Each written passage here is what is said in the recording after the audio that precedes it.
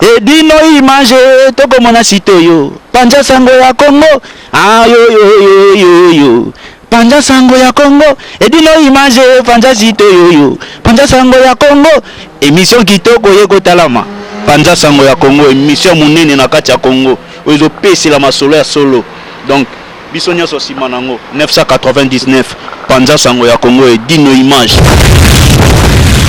image panja sango ya Congo bana Paris, bana Londres, bana Belgique, bana Hollande, bana Suisse, bana Canada, bana partout. Panza sango ya Congo, edino imanje, bolanda yango, po yango zana makambo ya solo, utaka na source, edino imanje papa, edino imanje, ye aswaka, tina source, ata fin fond.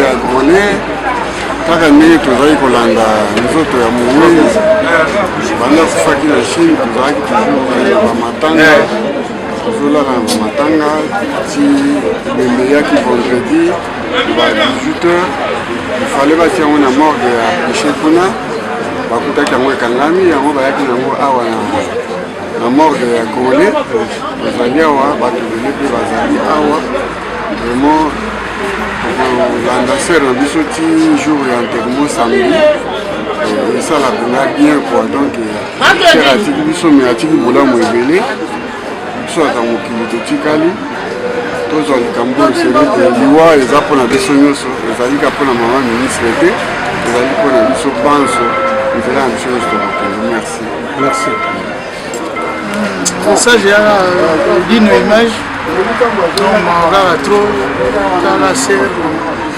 elikundi ya famille déjà tiki famille monene biso mpe toya baleki na ye toyei awa po tovisite ko ebembe bande eutaki Chine première visite eza ya lelo toyaki awa tovisite ko donc eyaka pasi ya pasi kofela déjà yaya mokolo boye po asimbi famille monene donc biso bato tikali tozala na susi donc naa vraiment na stress to donc moyen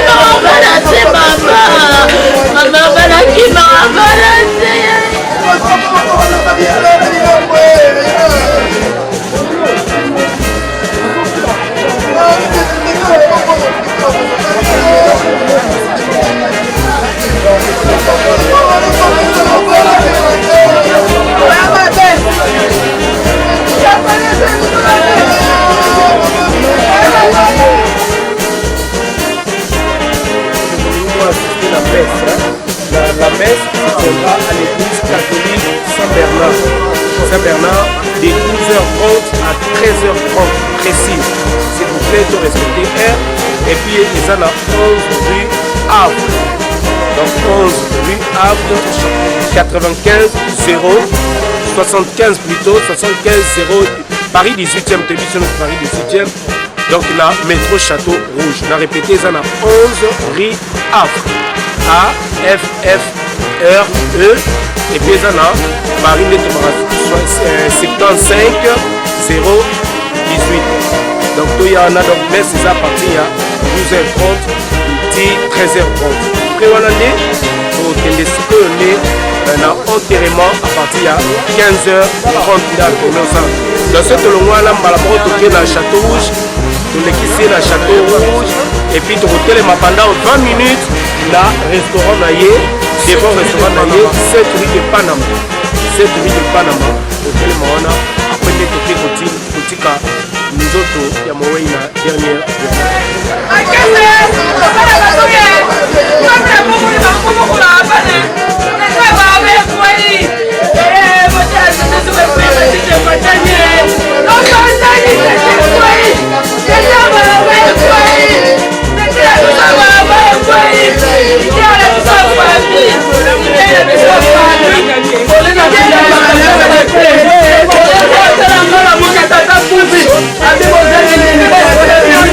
Thank you.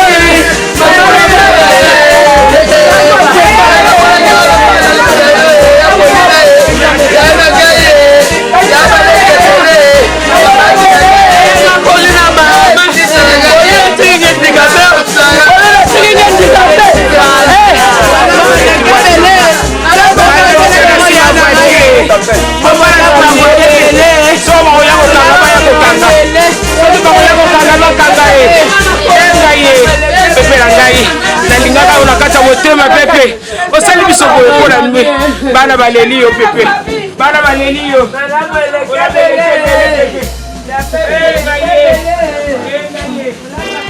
kaka bapasi na biso famille nzongo motina bomoni tolobino likambo lipesi mpasi mingi na motema me likambo alingi eza makambo ya biso te ya makambo ya nzambe mokili oyo tobotama tokuta makambo yango tokuta mokili mpe tokotika yango donc nzambe azwaka yango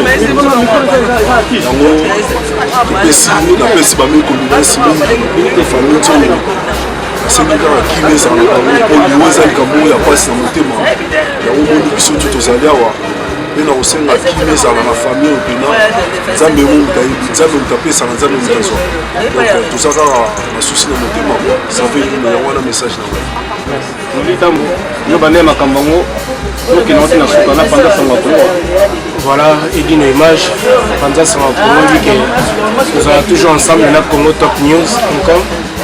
Donc, tobaki makambo il y a maman la biso Mapolina Nzongo. Nde tobandaki yango nde pe tokoma nango vraiment na suka. Nzoto ya mawe ekomi déjà na Paris. Lelo toza lundi, déjà lundi toza le mois de janvier. Voilà, c'est vraiment triste. Dans l'image, on a déjà rien à dire. Tous ces gens qui m'ont vraiment isolé, un peu partout. Tout ça vraiment notre maman, on est vraiment essayé. Donc je demande à toute la presse, il y a vraiment tout l'image, tout diffuser l'image vraiment partout pour la. Biso presse, tous en a mongoté, tous en a macamboni, mais biso tous en a image, autre que ça. Et puis bolingo na biso pe la communauté congolaise. C'est un peu ça, il dit nos images Panza Sango Congo. Donc comme déjà si tu n'es déjà Panza Sango Congo. Donc tout Panza Sango Congo et puis na Congo Top News.com avec nos litambo message. Na pesi ba bonne année la batunios balanda biso malgré pas si to continue na début année mais depuis que 2017 et aux années moko ya réussite ya malamu pona ba biso communauté congolaise. Tous à la bolingo la communauté na biso parce que l'union fait la force. Kabonande ya mwezo sala ke tous à la un peu éparpillé. Merci beaucoup. Rendez-vous samedi. Tokutana na ponato tika kondo la dernière de merde. Merci à vous. Merci Nolita Mboulessage. Merci Anto Meta Saber, maman oya kufi atiki biso oyebaki malamu mingi. A tout à l'heure na moni obimsima misu. Mais yana ibaka. Excusez-moi, moi ce que je vais dire, elle était ma sœur, elle était ma mère, oui. Elle était une amie à moi, oui. Elle était ma famille, oui. Elle était une proche. Oui. Quand même, j'avais faim, elle me donnait à manger. Oui. J'avais soif, elle me donnait à boire. J'avais des problèmes, elle me disait, oh appétit en tout cas, ce que je vais dire, moi ce que je vais dire, je vais dire à Dieu, si il peut aller arrêter la mort, nous emmener. Arrêtez les la communauté de mission car on n'est plus complet, on est incomplet. Nzambali Misabiso. Arrêtez les maintenant c'est la maman à BBC Nzongo, c'est la sœur à Didier Nzongo et à Ratan Nzongo. En tout cas, ils sont plus seuls, ils sont avec nous. Tout Paris plaire, Paris Mobimba toujours là. En tout cas, vraiment, ce que je peux dire, c'est dur de le dire, mais je veux le dire. Que son âme repose en paix. Maman ministre, merci. Merci Antometa Chaber. Babi tout ne pas aller à Panza Sango Congo toujours. Sobozoka, Sango maman ministre na RTNC, tata on t'a la macambona pour il est na RTNC. Mon message. Tout le bagage que tout Paris est dans la deuil, comme on avait dit à l'émission Caribou. Donc tous ensemble, tous les mamans sont avec honneur. Donc tout le monde a bêtise, l'au moins à ma salamate. Merci à maman, nous avons bengié et tu as la biso, tu vas bengo la biso, tu vas commis les malam. Merci. Merci. Ah, papa ngai mikoto lobali esekweli biso déjà parce que loko lobate nzambe mtape ça et puis ta vie to pesika nzambe merci que son âme repose en paix. Merci maman. Nous bis ensemble pour tout comme kaka nesika olo. Lobeya ndina komi ko yoko kana somo ndeto ko fa boye donc eza mpasi mingi bayaya bazotika biso baleki bazotika donc ezaka mpasi naa na likambo naloba te wango donc ekomi mpenza nakobanga okozonga mpe kaka lelo yoki azalaki ame aza suri te donc tembe eza lisumu te na likambo liwa. Merci maman.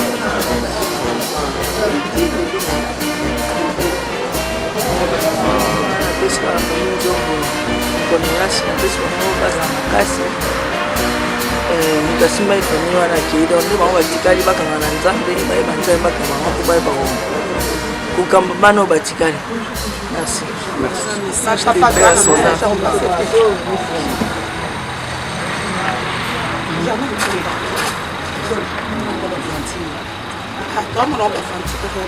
Moi message à lire passer na biso ba eto tikali ezaka ya pasi biso totikali nzambe mpe biso makasi vraimen ekolobeza ebele te kasi kaka kopesaka bakondolensi na famille nzambe asunga bango batikala na bomoko nga nayebi ya Pauline au travers ya mwana na ye Laetitia naza occasion kofaa na ye kosola na ye vraimen liwana eza pasi vraimen ekolobeza ebele te nzambe apesaka makasi na famille.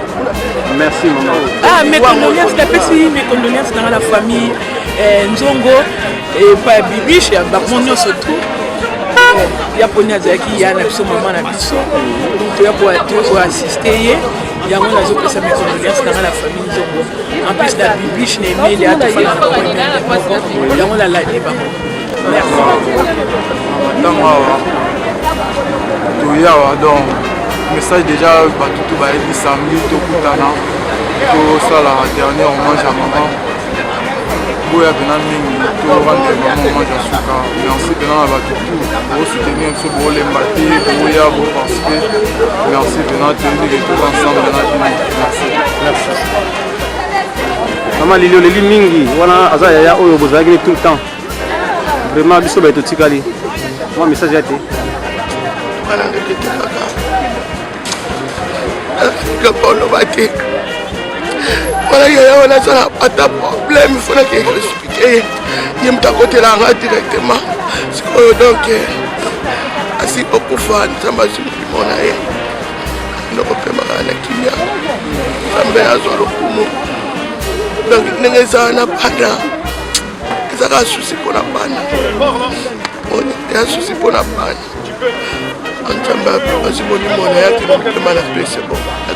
Merci. naotolobaka ke nzambe moto apesaka ye mpe moto azwaka ke son âme repose en paix toana eloko aloba te si toperdre déjà oyo ya monene akei donc voilà quoi. Merci maman. toi liwa déjà kita lango. Merci. Un message na opesaka d'abord na s'excuser dans na bandeko nyonso vraiment bazosoutenir biso moralement physiquement mpona kokabola douleur oyo ezwaki famille Nzongo olimbisa biso vraiment na badécalage ya baprogramme corps à maman Pauline eyaki vendredi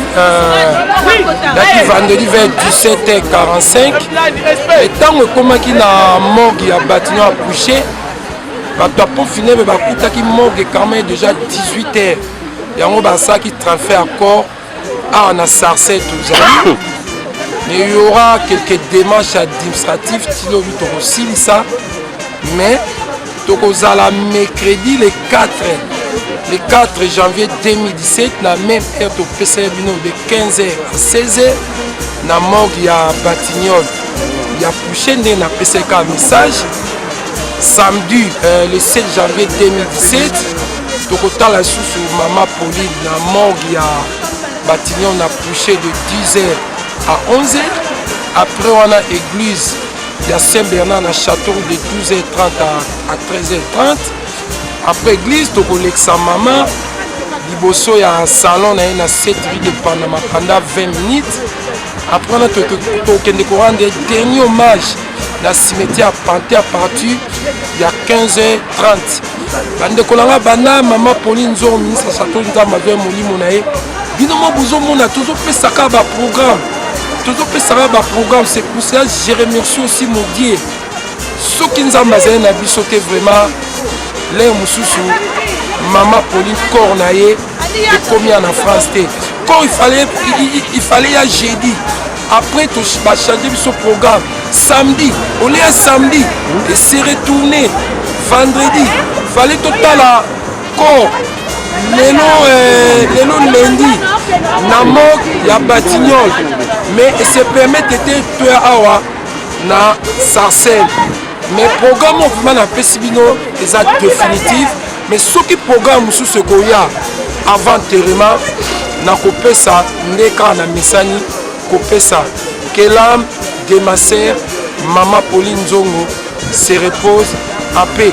Je vous remercie tous, je remercie Mami Lela na RTNC, je remercie et Dino Image na Panza Sangwa Congo, je remercie Noli Tamboulé Sage aussi. Donc on a remercié tout le monde soit après ceux qui n'ont pas vu na kotanga ba kombo na ba mi ba proche ti to na mama batu na kotanga ba kombo nyoso te. Didier Nzongo yo to mona ko pe na cadre ya bilamba cadre ba sapeur pona samedi ndenge bokozala na église ndenge to kokende kokunda mama ministre na biso na Paris mobimba conseil ni message no pesa na ba sapeur nyonso pona tolingi désolé ezala te bakunda mama avec honneur tolingi te yango tolingi to ka conseil no pesa na ba sapeur nyonso.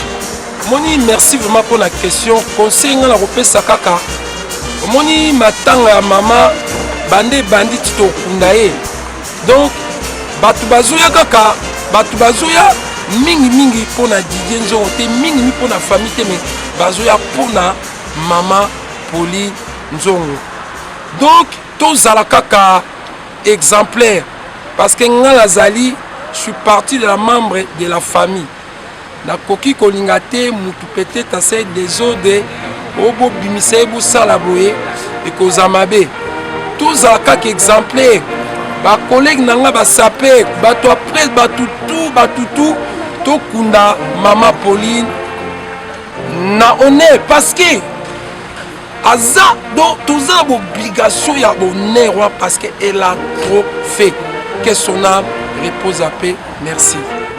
Pendant Sangwa Congo te au mona opéra na funéraire mais c'est nous repesa d'abord pour la presse nyonso bazolanda vraiment Yabino Molobeli Bopandi Sangwa Congo et Dino Image yeyo en personne pas si mingi na motema parce que maman asili kotika biso maman ministre à Château Rouge mais likambo to bandi nango pe na début ya yango to koma na tina suka nde to bandaki nango vraiment bande ko nyonso oyo ba site nyonso onga na yebi to monana to ya ebele parce que maman ministre asali ebele to ya penda ebele to landa ta Didier Nzongo na sima to landa ta rata ta to senga ba émission ba pesa pe biso alors to ya penda ebele Congo Top News Noli Tambulissage kutu azane atuzane tutozane tout à l'heure la mine Mosakoli poto na poto Beauté Image TV Vieux César Ngadi RD Info RD Congo Info et Congo France Didi Dipumba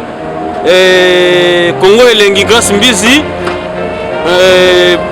tout ça belé basité belé mususu qui manga échappé na mutu et sans oublier Étoile d'amour la fille de longues jambes babi yonde top modèle okozanga te po basaper pe bazala to longolo mo mkena na niveau na ndenge ki chroniquer mais to comme tous qu'on arrange basaper parce que babi yo frapper na ndenge elongo bani vraiment kozanga te diamant taillé na la posa na bino bozala samedi pour na to kunda maman la biso elongo vraiment passe na motema ba souvenir ni ya malamu yo za na mwepa ya mama Pauline Nzongo ba souvenir zebele mama Pauline Nzongo vraiment déjà bolingo na yo ala sakati nanga na zaki sonné na restaurant maman sako yambanga bien maman yebaki ke na ali moninga Emile Elias na lokola semeki ya bibiche na lokola pe bokilo na ye na nzela Emile Elias donc maman pena azako yambanga la motema moko vraiment même temps ba passa ba botama ki tozaki na maman na hôpital vraiment elega malamu mingi.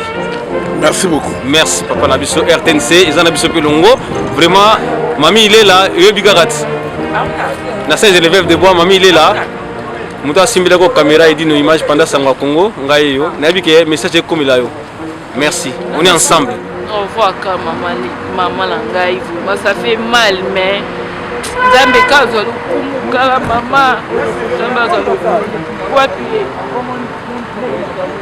akuya nzambe azwa lokumu ka toza eloko oloba te nzambe azwa kaka lokumu ape makana na ekisi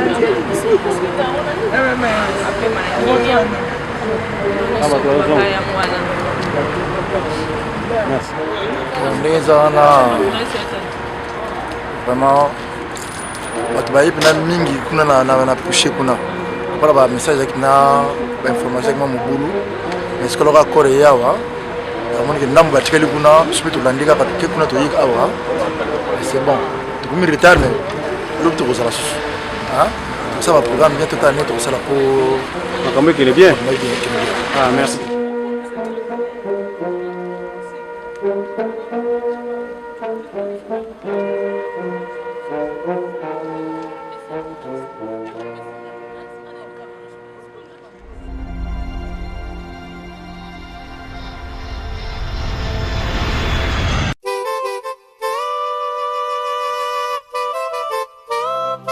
La mort est là. Elle frappe à toutes les portes. Si tel est le cas pour vous, Global PM Service Funéraire vous propose des solutions pour l'enterrement de vos proches, parents, amis et tous les êtres chers. Adressez-vous vite sans attendre au numéro 25 de la rue Léon, Paris 18e arrondissement, métro Château Rouge, chez Global PM Express Service Funéraire. Pour l'enterrement de vos proches, les services funéraires de Global PM vous proposent des cercueils, pierres tombales, la cérémonie funéraire, le corbillard, le catafalque, la fanfare, le cortège et l'escorte, des chaises, les transports des membres des familles, bref, la couverture de l'événement funéraire, avec reportage photo vidéo. Vous payez à Paris.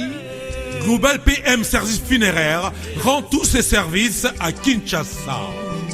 Informations et renseignements au 01 44 92 82 85 ou bien au 06 52 56 67 16.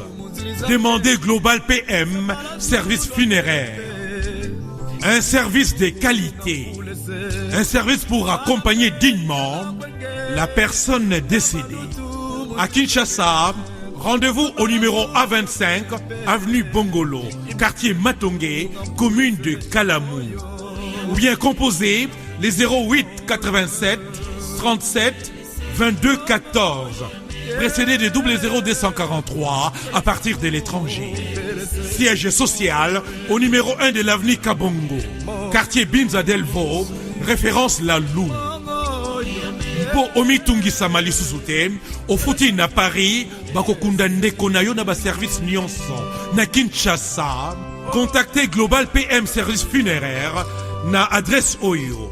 Patrick Maloavengi 31 @yahoo.fr. Global PM Service Funéraire ezali pona moto nyonso.